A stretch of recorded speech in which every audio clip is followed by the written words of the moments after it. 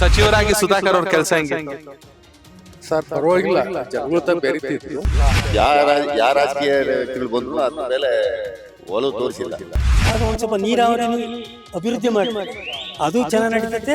ಜನಗಳಿಗೂ ವಿದ್ಯಾರ್ಥಿಗಳಿಗೂ ನೌಕರು ಇಲ್ಲದರಿಗೂ ಅನುಕೂಲ ಆಗುತ್ತೆ. ಶ್ರೀನಿವಾಸ್ಗೆ ಈಸಿ ಆಗ್ಬೋದು ಅಂತ ನನ್ನ ಅನಿಸಿಕೆ. ಬಟ್ ಒಲವು ಸರ್ಕಾರದ ಮೇಲೆ ತೋರಿಸ್ತಾರೆ ಸರ್. ಆದ್ರಿಂದ ಈ ಯಾರು ಸ್ವಲ್ಪ ಜಾಗ ಯಾರು ಬೇಕಾದ್ರೂ ಹೋಗಿ ಭೇಟಿ ಮಾಡ್ಬೋದು ಪ್ರತಿ ಶನಿವಾರ ಭಾನುವಾರ. ಕ್ಲೀನ್ ಹ್ಯಾಂಡ್ ರಾಜಕೀಯದಲ್ಲಿ ಇದೆಯಾ ನಿಜ? ಇಲ್ಲ, ಇಂದಿನ ರಾಜಕೀಯಕ್ಕೂ ಈಗಿನ ರಾಜಕೀಯಕ್ಕೂ ಬಹಳ ವ್ಯತ್ಯಾಸ. KPS ಸ್ಕೂಲ್ ಇಲ್ಲಿ ಎಳ್ನೋಡಿದ್ದು ಮಾಡಿದೆ, ಒಳ್ಳೆ ಬಿಲ್ಡಿಂಗ್ ಇದೆ ಸರ್, ಬಹಳ ಅನುಕೂಲ ಆಯ್ತು ಯಾರಿಗೆ ಬಡ ಜನಕ್ಕೆ. ನಮಸ್ಕಾರ ವೀಕ್ಷಕರೇ, ಸಚಿವರಾಗಿದ್ದಂತ ಸುಧಾಕರ್ ಅವರ ಅಕಾಲಿಕ ನಿಧನದಿಂದಾಗಿ ತೆರವಾಗಿರುವಂತ ಶಾಸಕ ಸ್ಥಾನ ತೆರವಾಗಿರುವಂತ ವಿಧಾನಸಭಾ ಕ್ಷೇತ್ರ ಚಿತ್ರದುರ್ಗ ಜಿಲ್ಲೆ ಹಿರಿಯೂರು. ನಾವಿವತ್ತು ಹಿರಿಯೂರ್ನ 100 ಫೀಟ್ ರೋಡ್ ಅಲ್ಲಿ ಇದೀವಿ. ಸಾಕಷ್ಟು ಹಿರಿಯ ಮತದಾರರಿದ್ದಾರೆ, ಅವ್ರನ್ನೇ ಮಾತಾಡ್ಸೋ ಹೋಗೋಣ. ನಿಜಕ್ಕೂ ಹಿರಿಯೂರ್ ರಾಜಕೀಯ ಎಂತದ್ದು ಅಂತ. ಸರ್ ನಿಮ್ಮ ಹೆಸರು? ನಮಸ್ತೆ. ನನ್ನ ಹೆಸರು KS ತಿಪ್ಪೇಸ್ವಾಮಿ. ಎಷ್ಟು ವರ್ಷ ಸರ್ ನಿಮ್ಗೆ? ನನಗೆ 74. 74. ಹೆಚ್ಚು ಕಡಿಮೆ 52-54 ವರ್ಷದಿಂದ ವೋಟ್ ಆಗ್ತಾ ಇದ್ದೀರಾ. ಹೌದು. ನೀವು ನೋಡಿದ ಬೆಸ್ಟ್ MLA ಯಾರು ಇಲ್ಲಿ? ಸರ್ ಸುಧಾಕರ್ ವರ್ಕ್ ಮಾಡಿದ್ರು. ಹಿಂದೆ ರಂಗನಾಥ್ ಸಾಹೇಬ್ರು ಬಹಳ ದಿವಸ ಇದ್ರು. ಡೆವಲಪ್ಮೆಂಟ್ ಏನೋ ಆಗ್ಲಿಲ್ಲ, ಬಟ್ ಯಾರಿಗೂ ಆರಾಮ್ ಮಾಡ್ಲಿಲ್ಲ, ಯಾರಿಗೂ ತೊಂದರೆ ಆಗ್ಲಿಲ್ಲ, ಯಾರಿಗೂ ತೊಂದರೆ ಮಾಡ್ಲಿಲ್ಲ. ಅವ್ರದ್ದು ಒಂದು ರಾಜಕೀಯ ಚೆನ್ನಾಗಿದೆ. ಆಮೇಲೆ ಮಂಜುನಾಥ್ ಸಾಹೇಬ್ರು ಬಂದ್ರು, ಅವರು ಅಷ್ಟೇ ಯಾರಿಗೂ ತೊಂದರೆ ಕೊಡ್ಲಿಲ್ಲ. ಈಗಲೂ ಒಟ್ಟು ಇಲ್ಲೇನು ತೀರಾ ಜಾತಿ ರಾಜಕೀಯ ಅಷ್ಟೊಂದು ನಡೆದಿಲ್ಲ, ಯಾರು ಒಬ್ರಿಗೊಬ್ರಿ. ಅದಕ್ಕೆ ಅಲ್ಪ ಸಮುದಾಯ ಇದ್ದಂತ ಜೈನರು ಇದ್ದಂತ ಸುಧಾಕರ್ 4 ಸಲ ಗೆದ್ರು. ಹೌದು ಸರ್, ಅವರು 5,000 ಓಟ್ ಇಲ್ಲ, 500 ಓಟ್ ಇಲ್ಲ ಇಲ್ಲಿ, ಆದ್ರೂ ಆರಿಸಿದ್ರು. ಇಲ್ಲಿ ಜಾತಿಗಿಂತ ವ್ಯಕ್ತಿ ಮುಖ್ಯ ಹಿರಿಯೂರು ರಾಜಕೀಯದಲ್ಲಿ. ಹೌದು, ಎಲ್ಲ ಹೊರಗಿನವ್ರೆ. ಅಂದ್ರೆ ಹಿಂದೆ ಬಹಳ ನಾವು ಚಿಕ್ಕ ಮಕ್ಕಳಾದಾಗ ಕೆಂಚಪ್ಪ ಒಬ್ರು ಇಲ್ಲಿ ಗೆದ್ದಿದ್ರು, ಆಮೇಲೆ ಮಸಿಯಪ್ಪನವ್ರು ಒಂದ್ಸರಿ ಆಗಿದ್ರು, ಮಧ್ಯದ ರಾಮಯ್ಯನವ್ರು ಒಬ್ರು, 3 ಜನ ಆಗಿದ್ದಾರೆ. ಉಳಿದವರೆಲ್ಲ ಹೊರಗಿನವ್ರೆ. ಸಚಿವರಾಗಿ ಸುಧಾಕರ್ ಅವ್ರ ಕೆಲಸ ಹೆಂಗಿತ್ತು? ಸರ್ ಪರವಾಗಿಲ್ಲ, ಜನಗಳ ಬೆರೀತಿದ್ರು. ಬಟ್ ಈಗ ಪ್ರೋಗ್ರೆಸ್ ಏನು ಕಾಣ್ತಿಲ್ಲ. ಈಗ ಮೊದಲೇ ಸರಿ ಅವ್ರ MLA ಆದಾಗ ಚೆನ್ನಾಗ್ ಮಾಡಿದ್ರು, 2ನೇ ಸರಿ ಮಾಡಿದ್ರು. ಈ ಗ್ಯಾರಂಟಿ ಬಂದ ಮೇಲೆ ನಿಮಗೆ ಎಲ್ರಿಗೂ ಗೊತ್ತಿರೋ ವಿಚಾರ. ಅದರಿಂದ ಡೆವಲಪ್ಮೆಂಟ್ ಆಗ್ತಿಲ್ಲ. ಇಲ್ರಿ ಅವರು ಜನಗಳ ಬೆರೆಯೋದಂತೂ ಬೆರೀತಿದ್ರು. ಸರ್ ಈಗ ಉಪಚುನಾವಣೆ, ಯಾರು ತೀರ್ಕೊಂಡು ಉಪಚುನಾವಣೆ ಬರ್ಬೇಕಂತ ಯಾರು ಬಯಸಲ್ಲ, ಆದ್ರೆ ಆಗೋಗಿದೆ. ಈಗ ಉಪಚುನಾವಣೆ ಕಾಂಗ್ರೆಸ್ ಒಂದ್ ಕಡೆ ಅವ್ರದೇ ಸರ್ಕಾರ ಇದೆ, DK ಶಿವಕುಮಾರ್ ಅವರು ಮುಖ್ಯಮಂತ್ರಿ ಆಗಿದ್ದಾರೆ. ಮತ್ತೊಂದ್ ಕಡೆ BJP ಇತ್ತೀಚೆಗಷ್ಟೇ ಚಿತ್ರದುರ್ಗದಲ್ಲಿ ಅಭಿಮಾನೋತ್ಸವ ಮಾಡ್ತು ಯಡಿಯೂರಪ್ಪ ಅವ್ರಿಗೆ, ಅವರು ಕೂಡ ಶಕ್ತಿ ಪ್ರದರ್ಶನ ಮಾಡಿದ್ರು. ಜೊತೆಗೆ JDS ಓಟು ಜಾಸ್ತಿ ಇದೆ. 2013ರಲ್ಲಿ 70,000 ಓಟ್ ಬಂದಿತ್ತು. ಹೋದ್ಸಲ ರವೀಂದ್ರಪ್ಪ ಅವರು 38,000 ಓಟ್ ತಗೊಂಡಿದ್ರು. ಹೇಗಿದೆ ಸರ್ BJP JDS ಮೈತ್ರಿ ಆದ್ರೆ ಕಾಂಗ್ರೆಸ್ ಕಷ್ಟ ಇದೆಯಾ? ಸರ್ ಕ್ಯಾಂಡಿಡೇಟ್ ಮೇಲೆ ಡಿಪೆಂಡ್ ಆಗ್ತದೆ. ಯಾರ್ ಕ್ಯಾಂಡಿಡೇಟ್ ಆದ್ರೆ ಒಳ್ಳೆ, ಸುಹಾಸ ಅಥವಾ ಪೂರ್ಣಿಮಾ ಶ್ರೀನಿವಾಸ? ಸರ್ ಪೂರ್ಣಿಮಾ ಶ್ರೀನಿವಾಸ್ಗೆ ಈಸಿ ಆಗ್ಬಹುದು ಅಂತ ನನ್ನ ಅನಿಸಿಕೆ. ಸುಹಾಸ್ಗಿಂತ ಪೂರ್ಣಿಮಾ ಶ್ರೀನಿವಾಸ.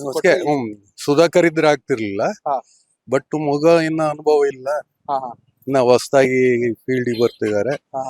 ಅವ್ರಿಗೆ ಹಿಂದೆ MLA ಆದವ್ರಿಗೆ ಅವ್ರಿಗಾಗ್ಲೇ ಒಂದು 50,000 ಓಟು ಅವ್ರ ಹಿಂದೆ ಇದೆ. ಈಗ ಸ್ವಲ್ಪ ಪಾರ್ಟಿ ಓಟ್ಸ್ ಸೇರ್ಕೊಂಡ್ರೆ ಈಸಿ ಆಗ್ತದೆ. ಬಟ್ ಈ ಹುಡುಗ ಒಳ್ಳೆ ನಾಯಕ್ ಕಾಣ್ತಾನೆ. ಮೊನ್ನೆ ಬಂದಿದ್ರು ಸರ್ ಇಲ್ಲಿ, ನೋಡಿದ್ರೆ ಒಳ್ಳೆ ನಾಯಕ್ ಕಾಣ್ತಾರೆ. ಅವ್ರ ಅಪ್ಪ ಚೆನ್ನಾಗ್ ಗೊತ್ತಿದ್ರು ನನಗೆ. ಬಟ್ ಹುಡುಗನು ಚೆನ್ನಾಗ್ ಕಾಣ್ತಿದ್ದಾರೆ, ಬಟ್ ಅಷ್ಟೊಂದು ಒಡನಾಟ ಇಲ್ಲ ಪಾಪ. ಇನ್ನು ಜನರ ಜೊತೆ ಕಲಿಬೇಕು ಇನ್ನು. ಸರ್ ನಿಮ್ಮ ಹೆಸರು? ಮಂಜುನಾಥ್. ನಿಮ್ಗೆ ಎಷ್ಟು ವರ್ಷ? 70. ಓಕೆ ಸರ್, ನೀವು ಕೂಡ ಸುದೀರ್ಘವಾಗಿ ಹಿರಿಯೂರು ರಾಜಕೀಯ, ಚಿತ್ರದುರ್ಗ ರಾಜಕೀಯ ನೋಡಿದೀರಾ. ಹೇಗಿದೆ ಸರ್ ಹಿರಿಯೂರು? ನಿಜಕ್ಕೂ ಅಭಿವೃದ್ಧಿ ಆಗಿದ್ಯಾ ನಿಮ್ ಚೈಲ್ಡ್ಹುಡ್ ಡೇಸ್ಗೂ ಇಲ್ಲಿಗೂ? ಪರವಾಗಿಲ್ಲ ಆಗಿದೆ. ಏನಾಗ್ಬೇಕು ಹಿರಿಯೂರ್ಗೆ? ಈ ರೀತಿಗೆ ಆಗ್ಬೇಕು, ಬಟ್ ಹಿಂಗೆ ರೋಡ್ಗಳು ಇನ್ನಷ್ಟು ಹಿಂಗೆ ಆಗ್ಬೇಕು. ಸ್ವಲ್ಪ ಈಗ ಅಪ್ಪರ್ ಭದ್ರ ಇದೆಯಲ್ಲ, ಕೆರೆಗಳಿಗೆ ನೀರ್ ಆಗ್ಬೇಕು. ತಾಲೂಕು ಇದು ಹಳ್ಳಿ ಲೆವೆಲ್ಗೆ ಕೆರೆಗಳಿಗೆ ಡಂಪ್ ಆಗ್ಬೇಕು ನೀರು. ಆಮೇಲೆ ಶುಗರ್ ಫ್ಯಾಕ್ಟ್ರಿ ಸ್ವಲ್ಪ ಇತ್ತು. ಯಾರ ರಾಜಕೀಯ ವ್ಯಕ್ತಿಗಳು ಬಂದ್ರು ಅದ್ರ ಮೇಲೆ ಒಲವು ತೋರಿಸಿಲ್ಲ. ಈಗ ಮುಚ್ಚುವಾಗಿದೆ. ಬಟ್ ಈಗ ಏನ್ ಮಾಡ್ಬೋದು ಅಂದ್ರೆ, ಸ್ವಲ್ಪ ಅದನ್ನೇ ಶೇರ್ ಹೋಲ್ಡರ್ಸ್ಗೆ ಇದಕ್ಕೆ ಮಾರಿಬಿಟ್ಟು ದುಡ್ಡು ಕೊಟ್ಟು ಇನ್ನ ಯಾವ್ದಾನ ಇಂಡಸ್ಟ್ರಿಯಲ್ ಮಾಡಿದ್ರೆ ಜನಗಳಿಗೆ, ಅದೇ ಪಬ್ಲಿಕ್ಸ್ಗೆ ಈಗ ಕೆಲಸ ಸಿಗೋದು ಎಲ್ಲ ಆಗ್ತದೆ. ಸಚಿವರಾಗಿ ಕ್ಷೇತ್ರದ ಕಡೆ ಬರ್ತಿದ್ರ ಸುಧಾಕರ್ ಅವರು? ಜನರ ಜೊತೆ ಒಡನಾಟ ಇತ್ತ?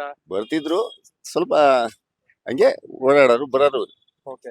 ಏನಾಗ್ಬೋದು ಸರ್ ಉಪಚುನಾವಣೆ? ಯಾವ ಪಾರ್ಟಿ ಗೆಲ್ಬಹುದು ಅಂತ ಅನ್ಸುತ್ತೆ ನಿಮಗೆ? ಪೈಪೋಟಿ ಇದೆಯಾ? ಪೈಪೋಟಿ ಏನಿದೆ, ಬಟ್ ಸ್ವಲ್ಪ ಈಗ ಪೂರ್ಣಿಮಾ ಬಂದ್ರೆ ಹಾ. ಕಾಂಗ್ರೆಸ್ ಓಟು ಅಂತಂದ ಹೇಳಿ ಈಗ ಅವ್ರ ಜಾತಿ ರಾಜಕೀಯದಾಗ ಸ್ವಲ್ಪ ಅವರು ಇನ್ನ ಆಗ್ಬೋದು ಕಾಂಗ್ರೆಸ್ ಕಾಡ್ಗೋಲ್ರೆ ಜಾಸ್ತಿ ಇರೋದು. ಇದಾರೆ. Okay. ಬಿಜೆಪಿಗೆ ಬಂದ್ರೆ JDS ಬಿಜೆಪಿ ಇರೋದ್ರಿಂದ ಸ್ಟ್ರಾಂಗ್ ಆದ ವ್ಯಕ್ತಿ ಬರ್ಬೇಕು. ಬರ್ಬೇಕು. ಹ್ಮ್ ಯಾರ್ ಸರ್ ನಿಮ್ ಪ್ರಕಾರ ಸ್ಟ್ರಾಂಗ್ ಆಗಿ ರಾಜಣ್ಣ ಓಡಾಡ್ತಾವ್ರೆ, JDS ಅಲ್ಲಿ ಲಾಸ್ಟ್ ಟೈಮ್ ರವೀಂದ್ರಪ್ಪ ನಿಂತಿದ್ರು. ಎಲ್ಲ ಹೋಸತಿ ಎಲ್ಲ ನಿಂತಿದ್ರು ಅದ್ ಹಂಗೇನೇನೆ.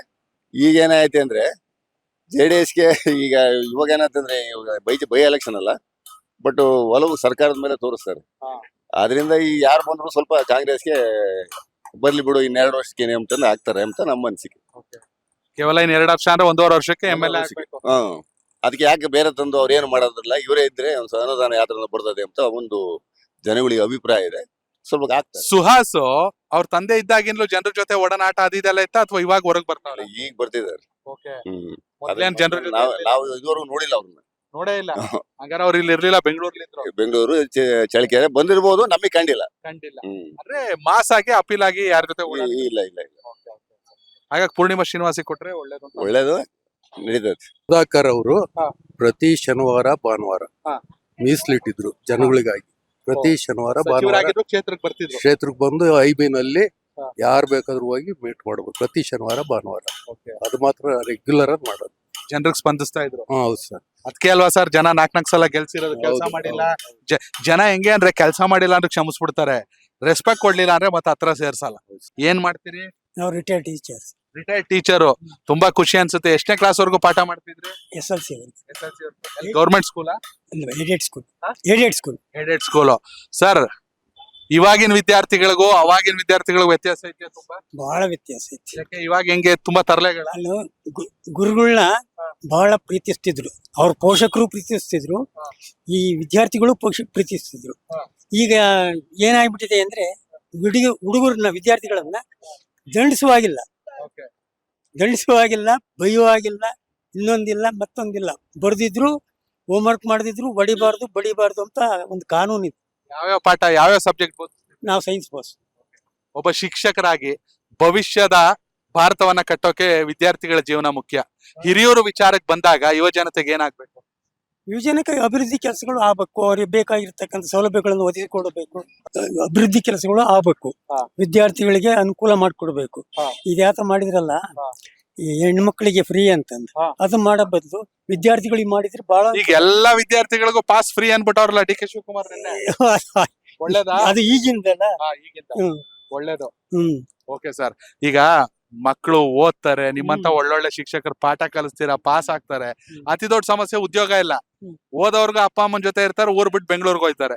ಉದ್ಯೋಗ ಅನ್ ಬಂದ್ರೆ ಏನಾಗ್ಬೇಕು? ಇಲ್ಲಿ ಗಾರ್ಮೆಂಟ್ಸ್, ಫ್ಯಾಕ್ಟ್ರಿಗಳು. ಫ್ಯಾಕ್ಟ್ರಿಗಳು ಆಗ್ಬೇಕು ಸರ್.